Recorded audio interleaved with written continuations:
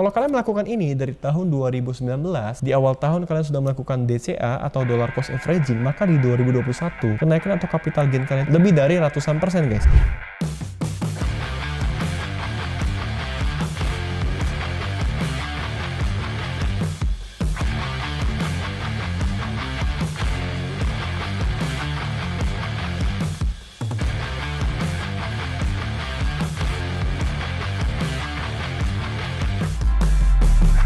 Yo guys, what's up? Balik lagi dengan gue Indra Kens, aka Indra Kesuma. Di video kali ini gue akan kasih kalian penjelasan dan tutorial sederhana khususnya bagi kalian para pemula yang pengen berinvestasi dan trading di cryptocurrency.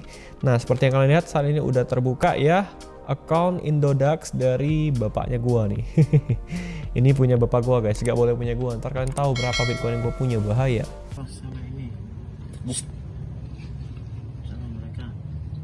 Rahasia. Jadi ini adalah account bapaknya gua yang udah dia itu deposit modal awalnya 100 jutaan dan sekarang jadi 227 juta dalam waktu beberapa bulan. Jadi kenaikan atau capital gainnya ya kurang lebih sekitar 100% lebih. Cuman memang banyak yang nyangkut nih. Dia ada beli BTT di harga tinggi, AOA juga tinggi, BTT harganya tinggi. Sempat beberapa ada yang nyangkut tetapi masih profit karena dia itu pernah membeli harga Ripple atau XRP dengan sangat murah. Nah, kita cek sekarang ya. Harga Ripple ini gua kemarin beliin buat bapak gua nih ya, dengan harga Ripple-nya sangat murah. Kita lihat nih XRP-nya sempat beli di harga berapa kemarin. Kalau nggak salah di bulan Maret. Oh, sorry, April berarti. Yap, sempat ngebeli Ripple dengan harga murah. Kita lihat lagi Mei. Oh, berarti Februari ya. Tunggu. Kok kosong nih? Oh iya, gue baru ingat, bukan ngebeli ternyata guys, tapi gue pindahin, gue transferin Ripple-nya, jadi langsung masuk di account dia. Ini nih. Nah, kita lihat pada Maret ya, gue ingat banget Maret kemarin tuh. Ya, gue itu transferin sekitar 100.000 atau berapa nih? 19.000 lebih, 20.000 lah ya, 20.000 Ripple. Kemarin harganya sekitar 5.000 atau 6.000-an, gue kurang ingat juga pada tanggal 16 Maret. Dan sekarang kenaikan Ripple-nya sudah di angka 10 ribuan. Nah, kemarin Ripple bahkan sempat mencapai angka tertinggi 28.000 alias 2 dolar. Tetapi gue ngomong ke papa gue, dia mau beli atau enggak nih? Dia mau jual lagi atau mau beli lagi atau gimana? Dia memutuskan untuk malah gak mau jual dan biarin aja, bahkan dia beli aset-aset yang lain guys. Nah, kali ini gue akan ngajarin kalian bagaimana tutorial pemula untuk membeli dan memilih koin-koin. Nah, ini seperti yang kalian lihat di account ini ada AOA ya, dengan sekitar inilah jumlah koin yang kita punya, saldo ya. Dan ini apa? Diestimasi nilai aset ini adalah jumlah keseluruhan kripto kita. Kalau dirupiahkan itu berapa? Jadi jumlahnya kalau dirupiahkan itu sekitar 227 juta. Nah, itu dia. Ditotalkan dari segala aset yang kita punya di account ini. Jadi kita akan mulai dari awal. Awalnya kita ngelihat tampilan Indodax itu seperti ini. Nah, jadi kalian butuh untuk deposit ke wallet. Nah, ini bisa depo atau withdraw. Nah, kalian klik aja, nanti akan setor rupiah. Saya mengerti, lanjutkan dan pilih aja metode-metode untuk ngedeposit seperti biasa. Jadi setelah deposit, uangnya akan masuk menjadi IDR atau rupiah. Di sini saldo rupiah kalian akan bertambah. Dan kalian bisa beli di situ. Nah, ketika udah punya saldo rupiah, contoh kalian mau beli Bitcoin, kalian tinggal klik Bitcoinnya. Nah, tampilannya akan berubah menjadi seperti ini. Di sini ada beberapa tombol. Nah, gue akan jelaskan khususnya buat kalian para pemula ya. Di sini adalah deposit atau withdraw BTC. Jadi saldo kita banyak nih guys. Saldo kita bukan hanya rupiah, kita juga punya saldo BTC, kita juga punya saldo One Inch dan beberapa semua kripto yang ada di Indodax. Nah, kita cek lagi nih, saat ini berapa kripto yang ada di Indodax? Ada 142 kripto dan terus bertambah beberapa bulan ya. Biasanya mereka akan listing koin-koin baru dan seperti di bulan Juli kemarin udah listing koin baru yaitu buat Xcoin. Nah, jadi beberapa bulan sekali biasanya Indodax akan ngelisting koin-koin baru yang sudah lulus uji kelayakan dari mereka. Oke, di sini ada 142 aset yang bisa diperdagangkan, bisa kita jual, bisa kita beli, dan bisa kita transfer, bisa kita withdraw di Indodax. Oke, jadi udah punya rupiah, langkah pertama adalah deposit dulu. Udah deposit baru pilih koin apa yang kalian mau, yang kalian inginkan. Contoh, balik lagi ya, kita klik BTC. Nah, akan kelihatan chartnya atau marketnya. Kalian bisa klik advance chart untuk melihat chartingnya lebih jelas lagi. Nah, itu dia. Kalian bisa klik, akan keluar charting seperti ini, dan di sini kalian bisa ngelihat. Nah, ini chartnya ini by TradingView ya. Kalian bisa ngelihat pergerakan harga BTC dari tahun ke tahun, dari awal dia ada di Indodax sampai sekarang. Nah, contoh di sini adalah tahun 2021 dan kita bisa set time frame-nya. Contoh saya bikin adalah 1 minggu. Jadi candle-nya adalah satu candle ini umurnya 1 minggu, guys. Jadi satu candle ini usianya adalah 1 minggu. Ingat ya, satu candle usianya 1 minggu. Nah, kalau misalnya saya bikin 1 hari, artinya satu candle usianya 1 hari. Jadi besok akan muncul candle baru. Nah, kalau 15 menit, artinya di setiap 15 menit muncul candle-candle baru. Kalau 1 menit, artinya ya di setiap 1 menit muncul candle baru. Seperti itu simpelnya ya. Jadi kalau kita mau lihat dari candle-candle yang lama-lama, kita bisa cek nih. Saya ubah time frame-nya menjadi 1 minggu. Nah, di sini kita bisa lihat nih 2015 bulan 1 tanggal 12. Seperti inilah candlenya dan harganya ya kurang lebih 27 juta, guys. Bayangin nih, di 2015 tuh masih 27 juta Bitcoin, guys. Nah, kita set lagi. Nah, ini harga udah mulai tinggi nih. Di 2017 inilah kenaikan harga salah satu yang tertinggi dan pemecah rekornya Bitcoin, yaitu ini dia. Ini 960 jutaan ya, 950 jutaan di 2021 bulan April tanggal 12. Ini bisa kalian set ya bawahnya ini. Nah, ini kan ada nih tanggal berapa nih. Nah, kemarin 2017 kita juga bisa cek nih. 2017 harga tertingginya di akhir tahun dan di awal tahun 2018. Kita cek lagi ya. Ini dia. Nah, ini hampir menyentuh 300 juta di 2017 bulan 12 ya. Dan kemudian ini usianya kan 1 minggu nih. Berarti di sekitar inilah usianya pernah mencapai angka 290 juta usia candlenya ya di 1 minggu ini. Oke, itu sekilas tentang bagaimana kita melihat harga candle. Tetapi kita kan pengen beli nih. Bagaimana cara belinya? Ketika kalian udah punya rupiah kalian akan ada di sini. No, 20.000. Jadi 20.000 ini bisa ngebeli BTC nggak? Nggak bisa, karena kita hanya bisa ngebeli paling terkecil itu adalah, kita lihat ya, kita coba ya 20.000 bisa atau tidak. Setahu gue sih kemarin nggak bisa ya. Kita cek. Oh, ternyata bisa. Dengan harga 20.000 pun kalian bisa ngebeli Bitcoin. Tapi yang kalian beli adalah estimasinya ini nih, sekitar 0,0000357 BTC. Itu adalah 20.000. Jadi kalau kalian punya duit berapapun, kalian tetap bisa beli Bitcoin. Meskipun harga Bitcoin saat ini udah 573 juta, bukan berarti kalian harus punya 573 juta ini untuk beli Bitcoin. Tidak. Punya 50.000 juga bisa, cuman belinya jadinya 0,00000 sekian gitu. Kalau punya 20.000 ya jadinya 0,0003577. Nah, jadi berapapun duit kalian tetap bisa ngebeli Bitcoin dengan bilangan desimal. Jadi tidak harus ngebeli satu. Jadi ingat ya, Bitcoin 1 miliar bukan berarti kalian harus punya 1 miliar. Bitcoin 500 juta bukan berarti kalian harus punya 500 juta. Kalian tetap bisa beli dengan angka desimal. Nominal desimalnya kalian tetap bisa beli berapapun rupiah yang kalian punya. Jadi contoh nih, kita coba aja ya, duit kita 20.000. Wah, agak miskin nih ya, cuma 20.000 nih ya. Kita coba ya, dengan 20.000 kita bisa ngebeli berapa Bitcoin. Nah, ini adalah total rupiah. Kita mau ngebeli jumlahnya berapa? Ingat, perhatikan ya. Oke, 20.000 kita ngebelinya di angka berapa? Kita bisa set. Contoh, harga market sekarang adalah 575 juta. Saya pengen belinya di angka 570.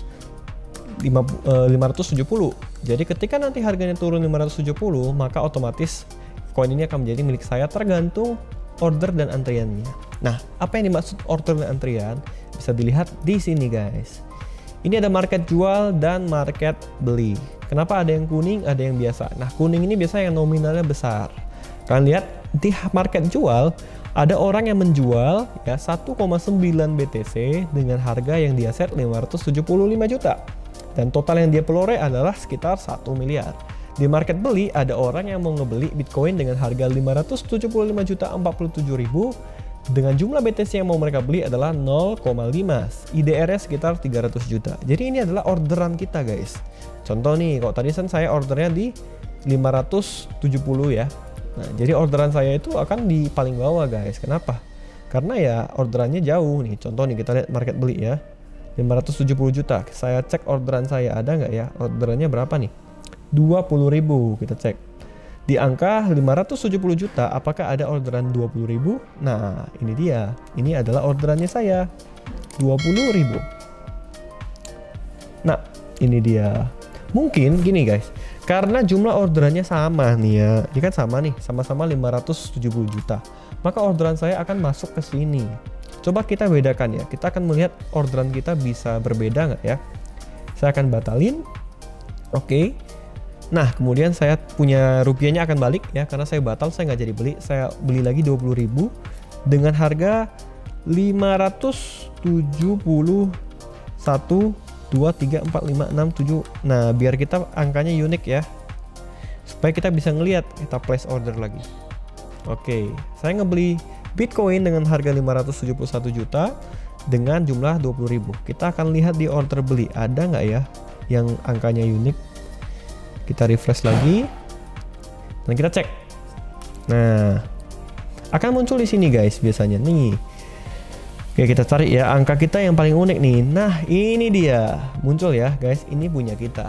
Jadi ketika kita udah set order beli, maka akan masuk di sini. Orang-orang akan tahu bahwasanya ada yang beli dengan harga yang dia set segini, jumlahnya segini 20.000. Jadi kalian mau ngebeli Bitcoin 10.000 juga bisa. Ini ada yang ngebeli 10.000. Tapi ada juga orang yang ngebeli 600 juta, ada yang ngebeli 400 juta, bahkan ada yang ngebeli sampai miliaran biasanya nih, tapi di harga-harga yang murah. Ini contoh ya. Nih ada yang ngebeli 600 juta. Kita lihat lagi harga lebih bawah, ada yang beli banyak. Jadi maksimal ini yang kita bisa cek adalah di 572. Yang orang yang ngebeli di 400 juta kita belum bisa cek. Tapi ini tergantung harga market. Begitu juga market jualnya. Kita bisa lihat nih, orang yang ngejual harganya paling mahal berapa nih? 577 juta, dia menjual 0,71 Bitcoin. Jadi ini sekilas pengertian tentang market jual dan market beli. Jadi ini seperti antrian order guys. Jadi kalau kita pengen antrian kita lebih cepat, caranya gimana? Bisa, contoh nih, saya pengen beli Bitcoin dengan harga 500 jutaan, tapi saya nggak mau antri gitu. Saya punya duit 20.000, saya mau langsung beli. Kalian bisa punya dua cara. Yang pertama market instan. Nah, market instan itu kalian akan kena biaya 0,3% dan kalian akan langsung dibelikan dengan harga market sekarang. Kalau harga market sekarang 575 juta, maka kalian dapat harganya sekitar itu. Atau kalian bisa set harga sendiri. Contoh, klik limit. Saya pengen lihat harga market sekarang 575 juta. Saya pengen langsung kebeli. Saya set aja harga 754 juta. Nah, karena harganya di bawah market, ketika saya beli Bitcoin dan saya place order, maka saya langsung dapat Bitcoinnya. Lihat ya, saya refresh, akan langsung dapat. Nah, karena kenapa? Karena harganya di bawah market. Nah, kalau harga di bawah market itu biasanya kita akan langsung dapat guys. Pokoknya harga beli kita ini harganya di bawah market gitu. Seperti itu ya teman-teman ya. Atau kita bisa beli instan kalau mau simple. Nah, ini mungkin karena harganya murah, jadi nggak langsung terplace nih ordernya. Tapi kalau kalian punya jumlah rupiah yang lebih banyak, itu bisa langsung dapat. Kita akan mencoba yang namanya pembelian instan ya. Langsung market instan, total rupiah yang kita punya, kita set 20.000, kita beli koinnya. Place order. Nah, langsung nih terpotong 59 rupiah dan sekarang kita punya 0,00003465 Bitcoin, which is ini adalah 20.000. Jadi berapapun yang kalian punya, kalian tetap bisa membeli Bitcoin. Mau 100.000 bisa, mau 100 juta juga bisa, mau 1M juga bisa.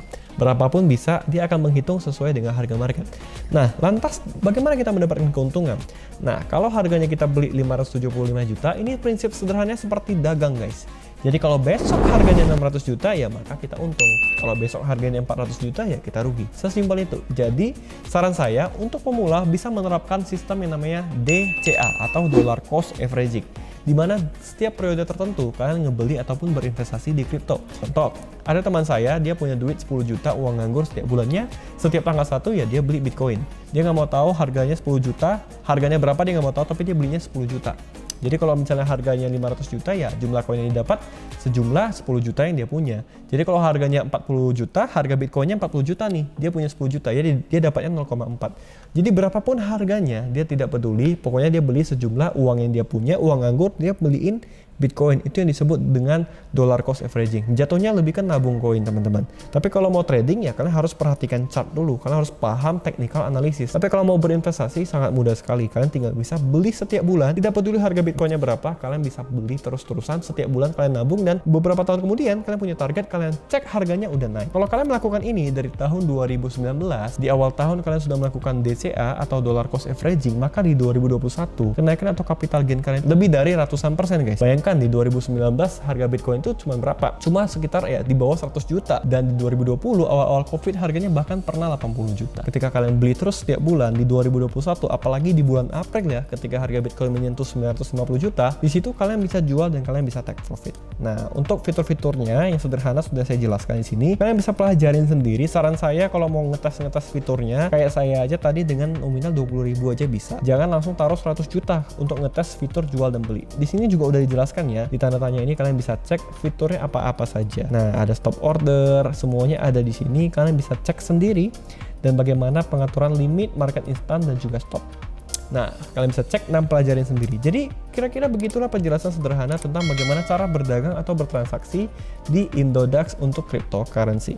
Nah, gue pribadi menggunakan Indodax karena Indodax merupakan salah satu platform yang terbesar di Indonesia ya. Dia punya user kurang lebih 4 juta dan udah salah satu yang paling lama juga dari 2013. Oke, begitu aja video kali ini. Semoga membantu teman-teman semua untuk memulai, khususnya para pemula yang pengen berinvestasi kripto. Kalau ada yang nanya bagaimana cara investasi kripto, ya seperti itu.